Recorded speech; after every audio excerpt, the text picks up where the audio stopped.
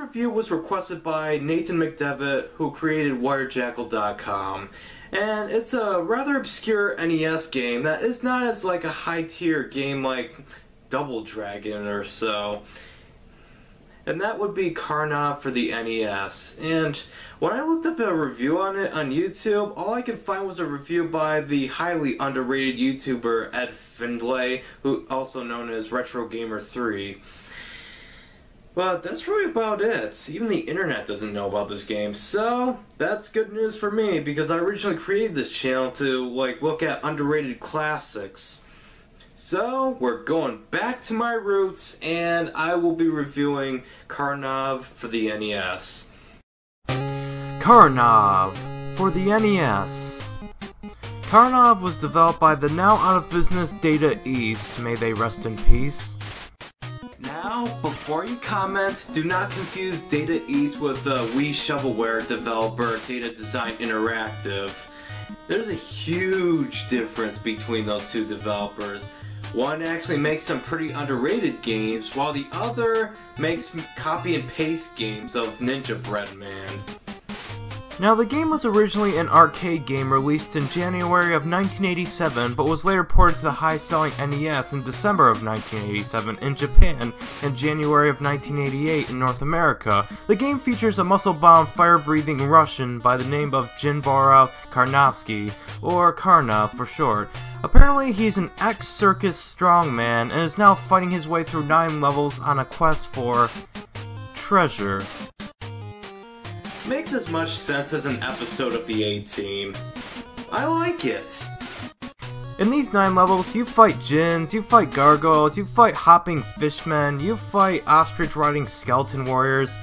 Delve into the most insane parts of your mind and glue something together out of what you find. It's likely an enemy in this game.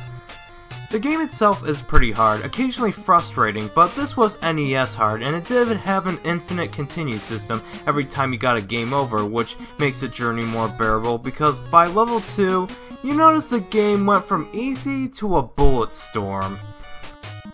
One thing I must mention is that Karnov is actually better than the arcade version. Yes, the graphics might be slimmed down and stuff, but there is one redeeming factor that makes it infinitely better. In the arcade game, if Karnov takes one hit by an enemy or an enemy projectile, he dies and you have to insert another quarter to continue if say you got a game over. But in the NES port, Karnov can actually take 2 hits, and there's infinite continues with no extra charge. You just pay the $50 that you had to pay at the initial release. Karnov has the ability to throw fireballs for some reason, and that's his main attack, but he can also acquire different items like bombs, ladders, and other weapons. Karnov can also acquire red orbs, which would upgrade his fireball attack to shoot more than 1 fireball at a time. That is, until you die, then it resets to just 1 fireball. It's very interesting that Data East would choose a stereotype Russian male as the protagonist of this game, especially since during the 80s the Cold War was kind of still going on. The game, like I said, is very challenging. The many waves of enemies can be frustrating at points, especially those turrets that fire bullets at you. It will cause a lot of stress if you don't plan ahead. The levels may require a lot of strategy in order to plan your next move, especially so you can beat the level's boss and go on to the next level. The game kind of reminds me of Altered Beast in a way. The levels are very open and there really isn't anything I would call platforming, but the real challenge is bypassing the many enemies in each level.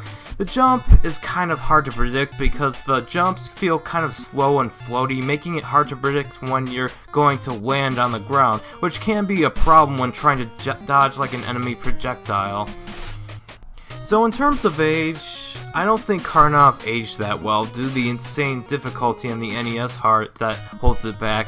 I wouldn't put it with the high-tier NES classics like Double Dragon or Teenage Mutant Ninja Turtles, but it's a pretty decent game.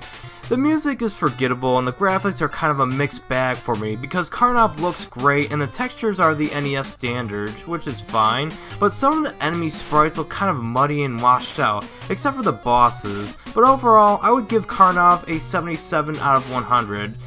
Karnov is not a masterpiece by any means, but was a pretty fun time even with the high difficulty. Karnov was Data East's mascot, but oddly, he didn't get a proper sequel. Sure, there was a fighting game Karnov's Revenge, and he did make a few cameos in other Data East games, but no Karnov 2. It's too bad, because Karnov really deserves a proper sequel. But in Soviet Russia, we don't need video game sequels. And that's likely not going to happen anytime soon because Data East went bankrupt in 2003. But Japanese developer Payon, who developed classics like Donkey Kong King of Swing and the remake of Klonoa Door to Phantom Meal, have bought the rights to the Data East IPs such as Karnov, Chelnov, High Seas Havoc, which Game James did a Let's Rewind episode of. Check that out. They also bought the Kuga trilogy and the Glory of Hercules series from Data East, but I doubt that they'll invest any time in making sequels to these games since their own development history is kind of lacking itself.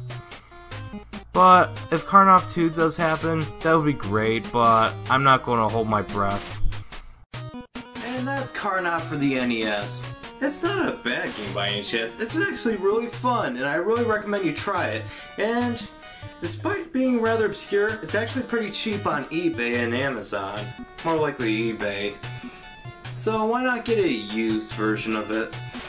Should only be like $10 or so.